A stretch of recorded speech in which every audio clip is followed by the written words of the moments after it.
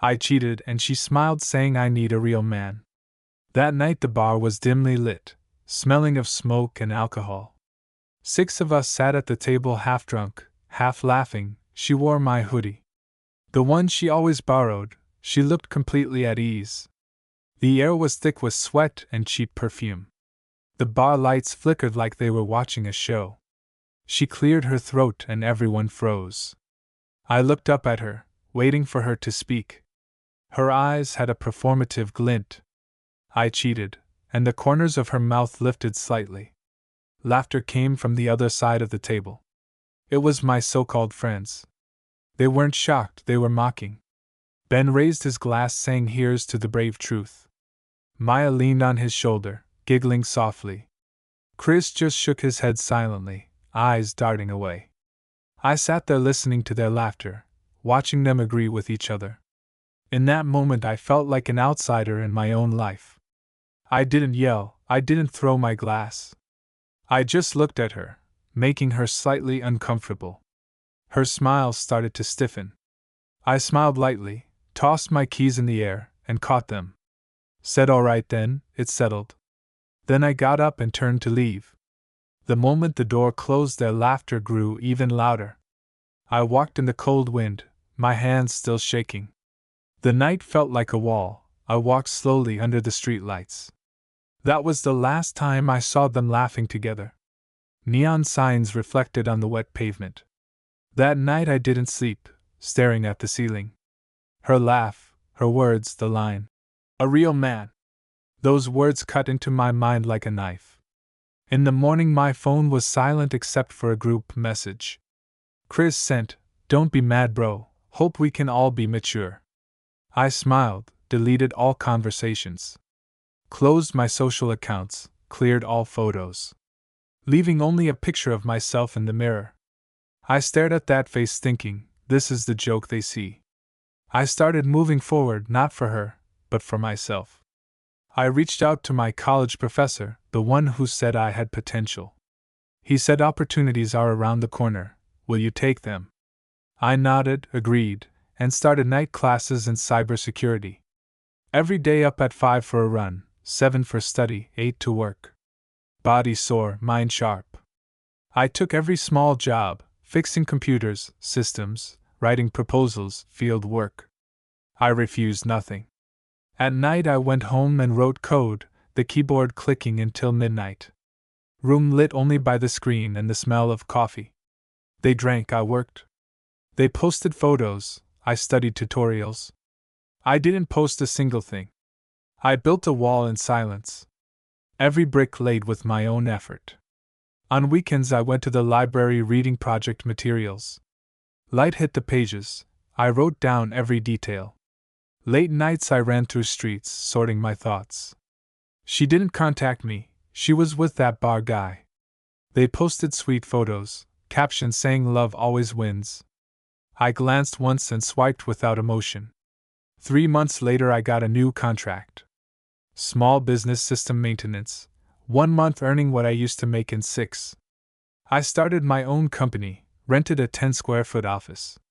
Only a whiteboard and a lamp on the wall. I wrote goals and deadlines, checked them every day. I started working out, eating clean. Lost over 10 pounds, skin cleared, hair trimmed. Clothes fit neatly. I looked in the mirror and barely recognized myself. I smiled, knowing she couldn't catch up now. 6 months later I landed a project in the city center. Met many people at the event. Photos were taken by others, I didn't post a single one. But word started to spread. Maya messaged saying you look amazing lately. Ben pretended to care, asking about my business. Chris commented, saw you on TV interview bro, awesome. I didn't respond. They had no idea what I'd done in that silence. The night they laughed became my greatest motivation. Every day I worked harder, projects nonstop. I hired a team, company grew. I started giving talks, consulting, signing contracts. My name appeared on websites and conference lists. They started hearing about me from others. She went quiet too. Her photos decreased, her smile faded. That bar guy disappeared. She showed up at a friend's birthday party alone in the background, sitting in a corner watching others laugh. I didn't flinch, I didn't pity. I just looked at that image calmly. That was no longer the person I knew. I closed my phone and kept working. That night I stayed late. Code glowing on the screen. The silence felt comforting. Next day, gray skies, light rain, coffee machine softly humming. Phone suddenly buzzed. I put down my cup and looked at the screen. Message from her. She said, "I know I'm not entitled, but can we talk?" She said Caleb cheated debts, she lost her job, came home. She said she regretted it. I didn't reply.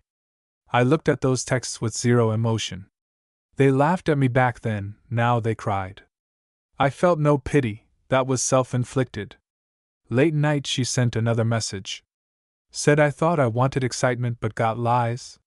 Said I wanted you, the quiet guy fixing cars. I remembered her laugh that night, them raising glasses. I felt no anger, only calm. I typed slowly and clearly. You didn't just choose someone else. You chose to mock me, humiliate me, turn shame into performance. When I left, I wasn't defeated, I woke up. Wish you well. Then I deleted her number, blocked her. Turned off my phone, leaned back in the chair. Rain stopped outside, the sky brightened. I smiled thinking of her words.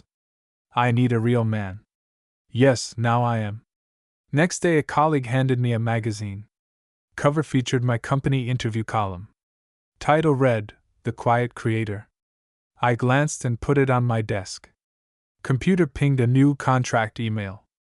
I opened it to continue negotiations. City lights flickered on behind me.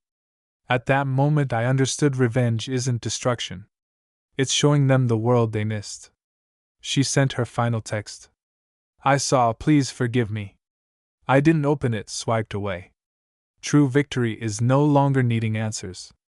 Screen light illuminated my face. That face calm and determined. I became someone they could never mock again. She lost the trust one once gave. I gained myself back. That night I slept deeply. No dreams of her or that bar. Only the morning run wind and clean air. Next day I woke early to the office. Caught the first sunlight. Paused, took a deep breath. That was true freedom and the end of revenge. I don't look back because I've already won. I started scheduling new contracts and projects. Office lights outside turned on layer by layer. Every signed deal a result of my own effort. Clients saw my professionalism and attention to detail. Feedback gave me confidence. On weekends I went to cafes writing proposals and summaries. Rain-reflected streetlights glimmered. I knew I would never be mocked again. Every step was the result of planning and effort. I learned the power of silence and value of focus. No showing off, no emotions, only action. Friends and colleagues slowly recognized me. Word spread, I became a new point of attention in the industry. She and those who once mocked me could no longer affect me. I moved forward steadily at my own pace. Life clear, free, and controllable. I no longer needed anyone's approval. Every income, every contract a proof of freedom. My life fully belongs to me. Morning sunlight streamed into the office. I took a deep breath and smiled at the new day. I had truly become the real man she said I needed.